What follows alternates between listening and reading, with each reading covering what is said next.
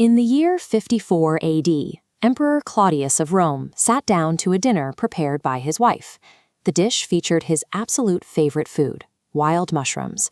By the next morning, Claudius was dead, killed by a lethal dose of toxins hidden within the meal. Following the assassination, his teenage stepson Nero took the throne. Because Roman emperors were declared deities after they died, Nero quickly made a dark joke about his predecessor's final meal. He called mushrooms the food of the gods, because eating them had turned Claudius into one. This specific poisoning became the most high-profile example of a danger that would haunt European royalty for centuries. Over time, Roman accounts of the murder helped cement a reputation for fungi as a political weapon, a tool for assassins rather than a source of nutrition. This association with murder contributed to a 2,000-year stigma, masking the biological reality of an organism that decomposes waste and supports the survival of almost every forest on Earth. While Europe learned to view fungi with deep suspicion, other ancient societies treated them as a divine resource. Egyptian pharaohs hoarded mushrooms as the plants of immortality, passing laws that forbid commoners from even touching them. Across the Atlantic, the Aztecs consumed psychedelic varieties in sacred ceremonies, calling them Teonenacatl, the flesh of the gods. Evidence of this relationship dates back to the Copper Age. When scientists discovered the mummified remains of a man frozen in the Alps, they found he had died roughly 5,300 years ago. Around his neck, threaded onto a leather cord, were two specific species of wild mushroom. One of those fungi, the birch polypore, contains antibacterial and antiparasitic properties. Researchers found the man was actually suffering from an intestinal parasite at the time of his death. He was self-medicating with the forest floor 5 millennia before the rise of modern pharmacology. Human history was effectively split in two. Some cultures were paralyzed by a fear of what grew in the dark, while others recognized these organisms as an essential form of natural technology. That cultural split went largely unstudied until the 1920s, when a Wall Street banker named R. Gordon Wasson went for a hike in the Catskills with his Russian-born wife, Valentina. When Valentina found a patch of wild mushrooms and wanted to harvest them for dinner, Gordon was horrified. He saw them as a deadly poison. She saw them as a delicacy. The argument launched a decades-long study into how global cultures view fungi. They identified two distinct profiles: mycophia, the fear of fungi, which dominated the US and England, and mycophilia, the love of fungi, which was the cultural norm in Russia, Poland, and East Asia. The European fear was heavily rooted in the death cap.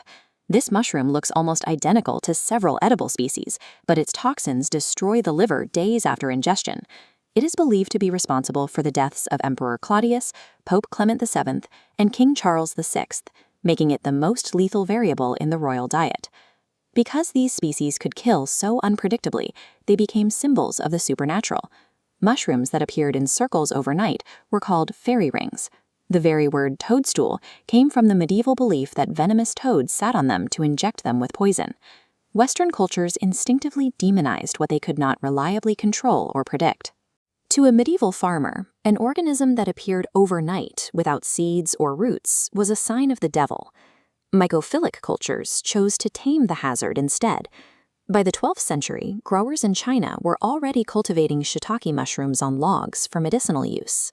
They ignored the superstitions and focused on the biological benefits for immune health and longevity. Europe didn't begin to bridge this divide until the 1600s. Gardeners at the Palace of Versailles noticed button mushrooms appearing in the composted manure used to grow melons. Eager to please King Louis XIV, they began deliberately farming them in open fields. The real breakthrough arrived when French growers moved these operations into the dark, abandoned limestone hories beneath Paris.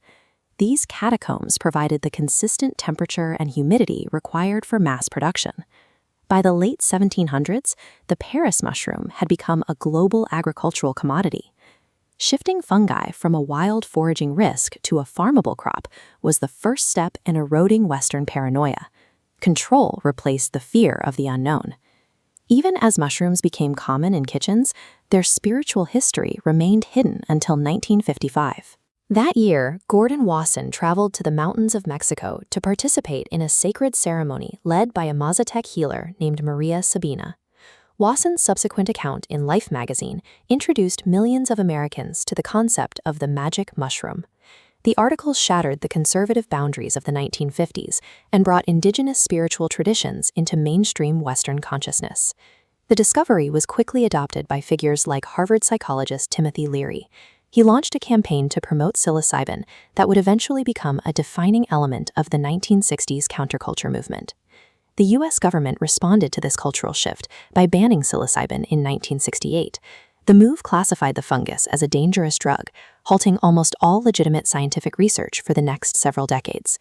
The Western world briefly encountered the spiritual potential of mushrooms before reverting to its long-standing history of legislative fear. While the culture war over psychedelics raged, a different fungal discovery was proving how essential these organisms are to human survival.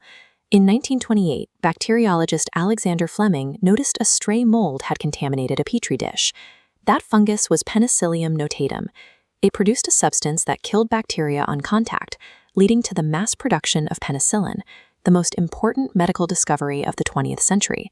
This single fungal medicine has saved an estimated 200 million lives. It made modern surgery possible and turned previously fatal infections into routine medical issues. There is a profound irony in the fact that an organism humanity spent centuries fearing actually provided the foundation for modern medicine. In the early 2020s, the FDA designated psilocybin therapy as a breakthrough treatment, fast-tracking its use for severe depression and end-of-life anxiety. After decades of being sidelined, research at institutions like Johns Hopkins is finally validating what ancient cultures claimed thousands of years ago. Beyond the clinic, mycologists like Paul Stamets are demonstrating how fungi can clean up oil spills and replace plastic packaging with biodegradable mycelium. They are proving that fungi are as industrially useful as they are medically significant. We are also beginning to map the wood wide web, vast underground mycelial networks that allow trees to share nutrients and communicate across entire forests. This invisible infrastructure is the biological glue that keeps ecosystems functioning. Fungi have been operating this network for hundreds of millions of years. They were holding the planet together while we were busy being afraid of them, and they will likely still be doing it long after our cultural debates have ended.